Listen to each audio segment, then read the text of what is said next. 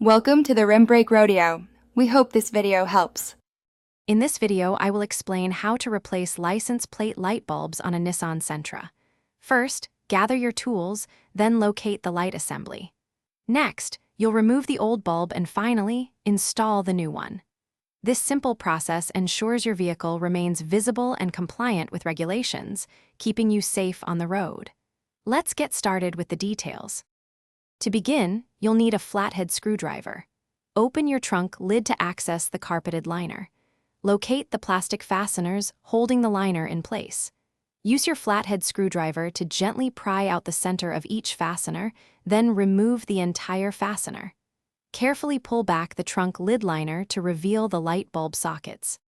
Once you have access, reach in and rotate the bulb socket 1/4 turn counterclockwise to unlock it.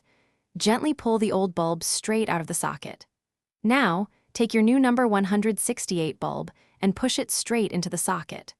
Finally, reinsert the socket into the housing and rotate it 1/4 turn clockwise to secure it. After installing the new bulbs, turn on your vehicle's headlights to test them. Confirm that both license plate lights are working correctly.